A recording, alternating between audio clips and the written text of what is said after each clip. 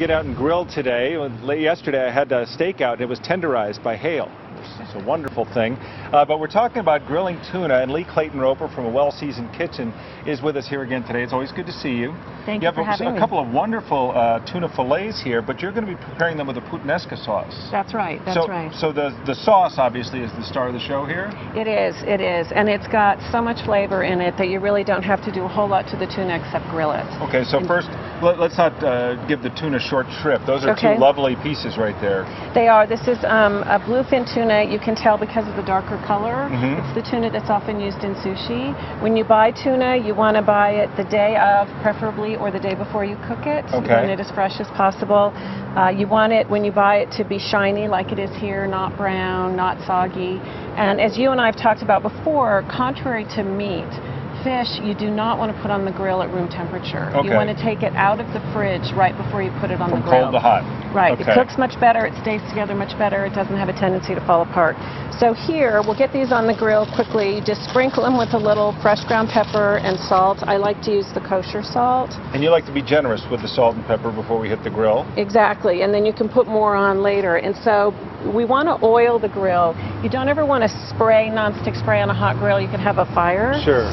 So the way I like to do it is just take your barbecue tongs and a wadded up piece of paper towel and then dunk it in some oil.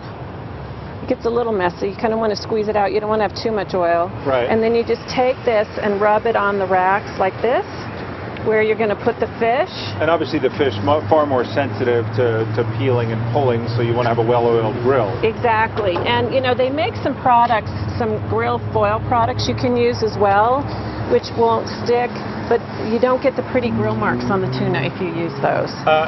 So I like to do it this way. We tend to cook steaks on very high heat. This looks like a much lower heat. Medium. Tuna. Okay. You cook it on medium, and then I'm going to cover it about 4 minutes aside. Roughly, I'll check it after 3 just to make sure. Kind of an oven cooking as well as the searing. Exactly.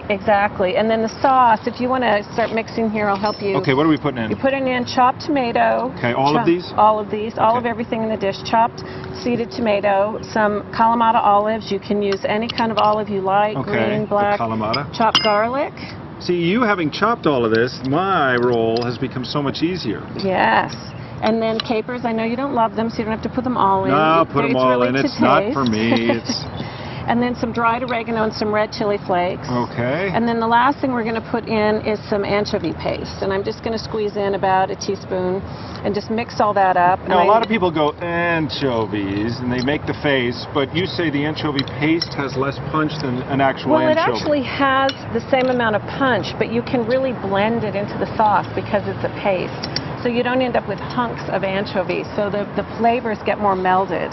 But see how easy this is? It's like all the recipes in our cookbook. It is not complicated to make, but it's so full of flavor. You know what always slowed me down was carving the capers, cutting them into eighths. So we're going to let the tuna finish, but obviously this is how it should look or would look. It will. It'll have these lovely grill marks, and then you serve it with the sauce. You know what? We forgot the lemon juice. I told you.